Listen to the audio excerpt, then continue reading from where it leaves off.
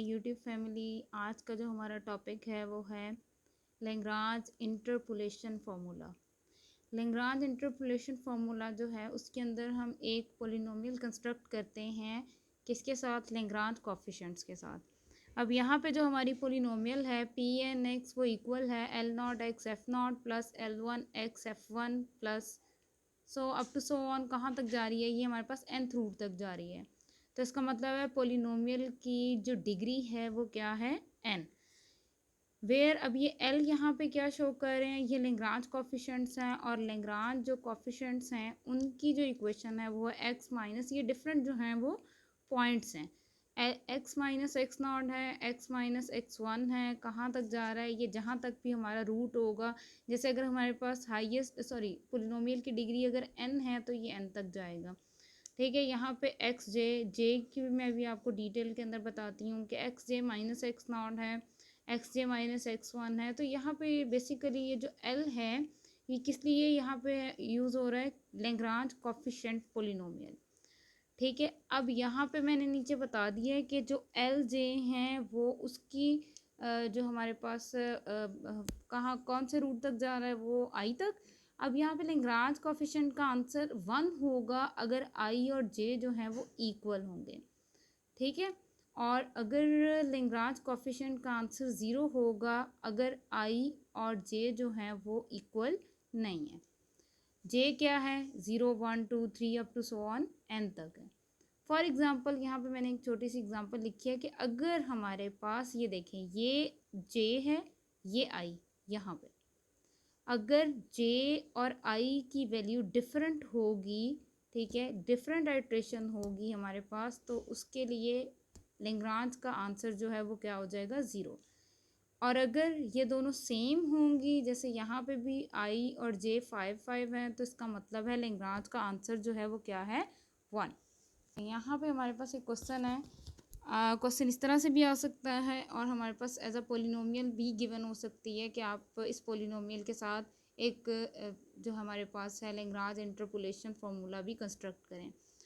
Construction क्या है? हमने p2x निकालनी है, पोलिनोमियल निकालनी है जिसकी डिग्री क्या होगी? 2, मतलब सेकेंड डिग्री पोलिनोमियल हमने यहाँ पे फाइंड आउट करनी है। एस्टिमेट किसको करना है? f.5 को यूजिंग द फॉलोइंग डाटा। यहाँ पे डिफरेंट पॉइंट्स दिए हुए हैं, मैंने नीचे इसको बता दिया है कि -1 यहाँ पे क्या है? एक्स नॉट, 5 क्या है? एफ नॉट है, 0 क्या है? x1 है, 11 क्या है? f1 है, यहाँ पे 1 जो है वो x2 है और 23 जो है वो f2 है। सोल्यूशन स्टार्ट करते हैं। हमारे पास पोलिनोमियल थी। अब देखें पोलिनोमियल के अंदर आपने इसको याद रखने का ये तरीका है कि एक्स p2x है, सेकेंड डिग्री पोलिनोमियल है। यहाँ पे हमारे पास जो फॉर्मूला आएगा वो आएगा x माइनस एक्स वन, जो यहाँ पे डिग्री है ना। अब x1 माइनस यहाँ पे x2 आ गया और जो नीचे है ना, अब ऊपर x1 और x2 है, नीचे हम क्या करेंगे? x1 और x2 को कौन नहीं है ऊपर? x नॉट नहीं है, तो x नॉट में से इसको सब्ट्रैक्ट कर देंगे, साथ में f नॉट आ जाएगा। अब सेकंड लिखेंगे ये l not x f of not है। ठीक है, अब यहाँ पे x माइनस एक्स नॉट, अब यहाँ पे x नॉट और x2 है, कौन नहीं है? x1, तो डिनोमिनेटर के अंदर हम x1 में से x नॉट को भी माइनस कर देंगे, सब्ट्रैक्ट कर देंगे, और x2 को भी, और यहाँ पे किसके मल्टीपल में आएगा? f1 के। प्लस अब थर्ड जो है इसकी टर्म वो क्या है? l2x है हमारे पास। लैग्रांज कोएफिशिएंट अब कौन सा यहाँ पे है हमारे पास? l2x। ठीक है, अब l2x क्या है? x माइनस एक्स नॉट है, x माइनस एक्स वन है, यहाँ पे x नॉट और x1 आ रहे हैं, तो इसका मतलब है नीचे सब्ट्रैक्ट हम किस में से करेंगे? x2 में से। x2 माइनस एक्स नॉट और x2 माइनस x1, और ये किसका मल्टीपल है? यहाँ पे f2 का। और अगर हम थर्ड फोर्थ भी लिख सकते हैं इसी तरह से, टर्म्स जो है हम वो अगर nth रूट है तो n तक लिख सकते हैं।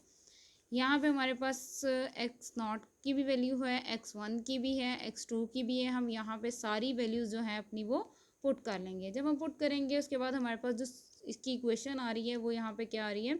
x2 माइनस एक्स, इसको इसे मल्टीप्लाई करेंगे तो x2 माइनस एक्स ओवर, इसको इसके साथ सॉल्व करेंगे तो 2 आएगा, साथ हमने f नॉट वैसे ही लिख लिए हैं। f नॉट 5 था ना तो हमने 5 लिख लिए हैं।